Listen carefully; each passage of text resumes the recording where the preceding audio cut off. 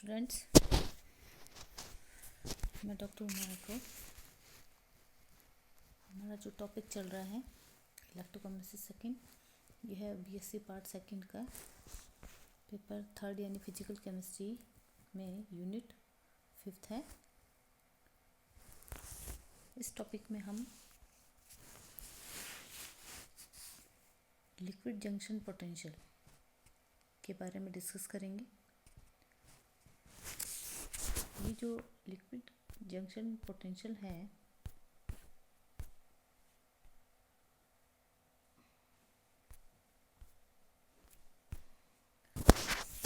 यह हमारे पास दो तरह का हो सकता है। Concentration cells without liquid junction potential यानी जो द्रव संगम विभव है,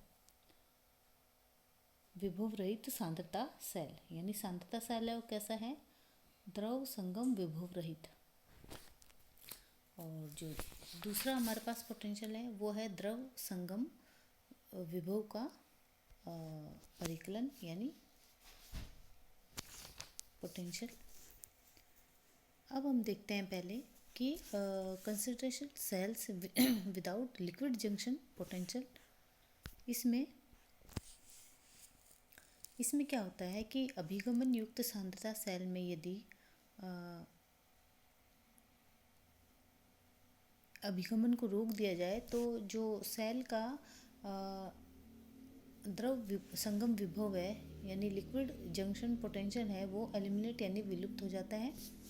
अगर ऐसे सेल का हम आरेख बनाएं तो इस प्रकार से प्राप्त होगा हमें वो, जैसे कि हाइड्रोजन इलेक्ट्रोड के बारे में देखते हैं। पीटी है और हाइड्रोजन गैस 1 एटीएम पे पास होती है और HCl सॉल्यूशन में वो डूबा हुआ रहता है, जिसकी कंसंट्रेशन हम यानी जो सक्रियता है, एक्टिविटी है, उसको हम मान सकते हैं। क्योंकि धनायन ऋणायन दोनों के लिए, इसलिए A+-1 मानते हैं इसको। और दूसरा जो हाइड्रोजन इलेक्ट्रोड है वही सेम HCl सॉल्यूशन में डूबा हुआ है, लेकिन इसकी सक्रियता हमारे पास हम A2 मानते हैं, यानी A+-2 H2 गैस और प्लेटिनम इलेक्ट्रोड। यहाँ पे हम जानते हैं कि जो A2 है, सेकंड इलेक्ट्रोड है, उसकी उसमें HCl की सांद्रता ज़्यादा है बजाय कि फर्स्ट के। अब दोनों जो हाफ सेल है इनको हम शॉर्ट ब्रिज के द्वारा कनेक्ट कर देते हैं। इस सेल में होने वाली जो रिएक्शंस होती है वो इस प्रकार होती है। एनोड में हम जानते हैं जो कि लेफ्ट पार्ट होता है उसमें ऑक्सीडेशन होता है। ऑक्सीडेशन होता है इसका मतलब जो हाफ H2 है ये H+ में बदल जाएगा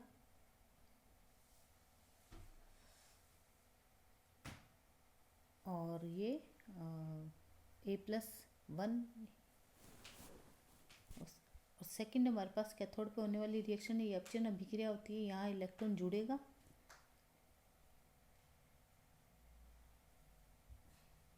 तो A+2, इससे हमारे पास बन गया हाफ H2O। जब इनको संपूर्ण सेल रिएक्शन लिखेंगे तो हमारे पास H+ किसका A+2 और H+ किसका A+1, यानी जो हमारे पास मेन सेल की जो निर्भरता है वो हाइड्रोजन के जो सॉल्यूशन है उनकी कंसंट्रेशन पर डिपेंड कर रही है। अब हम इसको नन समीकरण के द्वारा दर्शाएंगे। तो नन समीकरण में हम देखते हैं कि इस प्रकार की जो इक्वेशंस होती है उसमें E0 को जो स्टैंडर्ड विभव है उसको 0 मान लिया जाता है। तो हमारे पास समीकरण ये होगी E = RT/F ln, इस समीकरण के अकॉर्डिंग। तो A+1 ऊपर, A+2 उसके नीचे। माइनस साइन को अगर चेंज कर दिया जाए तो जस्ट रिवर्स हो जाएंगे। तो RT/F ln A+2 ऊपर और A+1 नीचे। क्योंकि किसी भी धनायन और ऋणायन की सक्रियता यहाँ पे ज्ञात नहीं की जा सकती है, अतः विद्युत अपघट्य की जो माध्य सक्रियता है यानी मीन एक्टिविटी को लगभग आयन की जो सक्रियता हम मान सकते हैं। यानी जो ए प्लस माइनस है उसको ए प्लस मान लेंगे या ए प्लस माइनस को ए माइनस मान लेंगे। इसका मतलब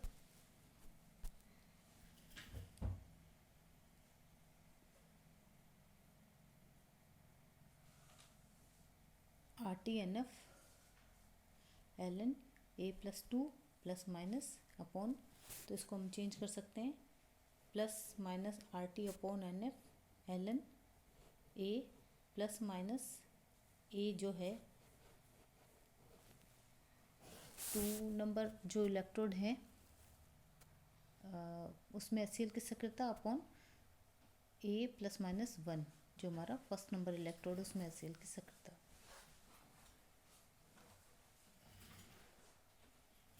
अब धन चिन्ह इलेक्ट्रोड की धनायन के प्रति उत्क्रमणीय तथा ऋण चिन्ह इलेक्ट्रोड के ऋणायन के प्रति रिवर्सेबल होने की स्थिति में उपयोग में लिए जाते हैं। अतः N यहाँ पे आयनों की संयोजकता है जिसके प्रति इलेक्ट्रोड हमारे पास रिवर्सेबल है।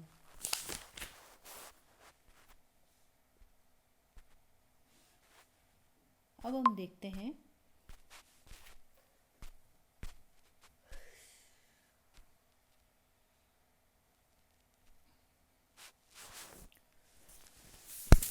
दूसरा जो पोटेंशियल है हमारे पास, द्रव संगम विभव का परिकलन यानी determination of liquid junction potential. ये अभिगमन युक्त सांद्रता सेल है, जैसे same hydrogen electrode Pt H2 gas 180 पे पास होती है, HCl सॉल्यूशन है, सांद्रता है इसकी A प्लस माइनस 1। और दूसरा जो इलेक्ट्रोड है उसमें HCl की सांद्रता हमारे पास A प्लस माइनस 2। और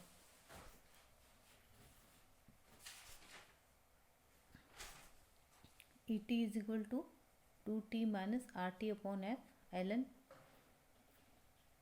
A2 A प्लस माइनस 2 और A plus minus 1।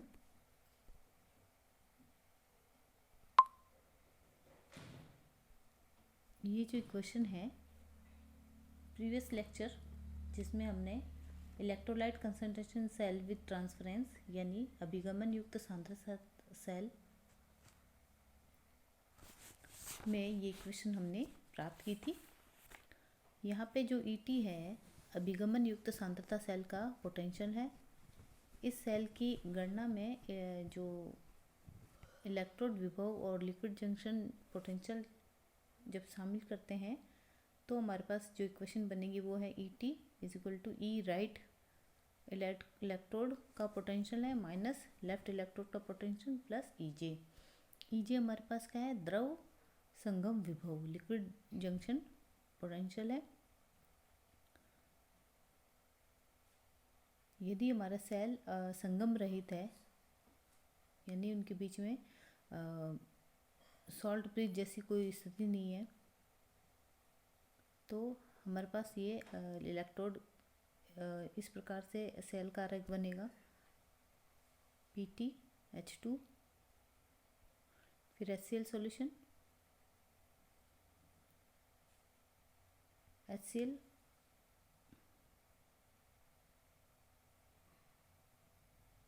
Plus minus, ये सेकंड सॉल्यूशन है।